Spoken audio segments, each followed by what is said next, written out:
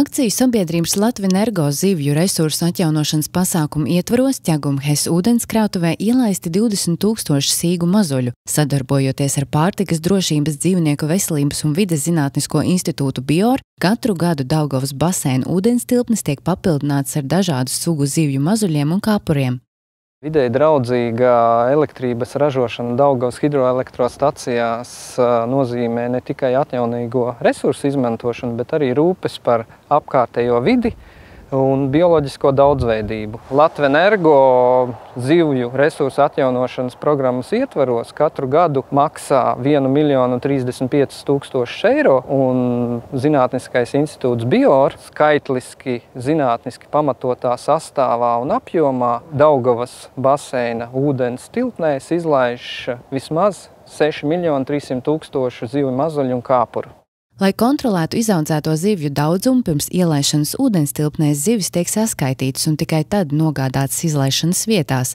Atkarībā no sugas tiek veikti arī papildus drošības pasākumi, lai pasargātu zivju mazuļus no putniem. Protams, ka tā ir diezgan tāda sarežģīta lieta, ka zivtiņa visu laiku ir dzīvojusi, siltumnīcas apstākļos.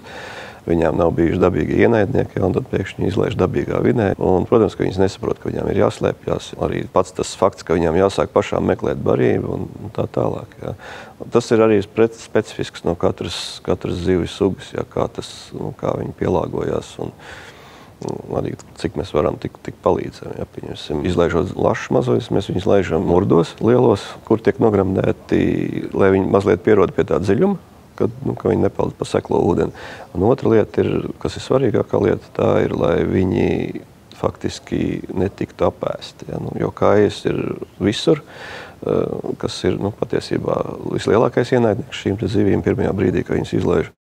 Zivju resursu atjaunošanas akcija sākas aprīļa beigās un māja sākumā, kad Daugavā pie Mangaisalas notiek lašu un taimiņu mazuļu ielaišana. Vēlāk izlaiž līdaku un nēģu kāpurs, kam seko sīgu un zandartu mazuļu ielaišana. Plānots, ka uz rudens pusi septembrī Daugavas baseina ūdenstilpnēs nonāks vimbu mazuļi.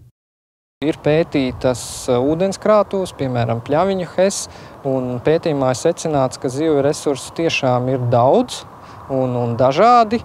Tāpat ir arī informācija no zvejniekiem, kad arī, ja runājam par lašiem, kas ir skaitliski lielākais daudzums, ko mēs izlaižam, arī laši Daugavā ir un zvejniekiem ir ko ķert. Līdz ar to mēs varam uzskatīt, ka šis zivju resursu atjaunošanas pasākums ir efektīvs. Zivju resursu atjaunošanas pasākums akciju sabiedrība Latvenergo īsteno jau 21. gadu pēc kārtas.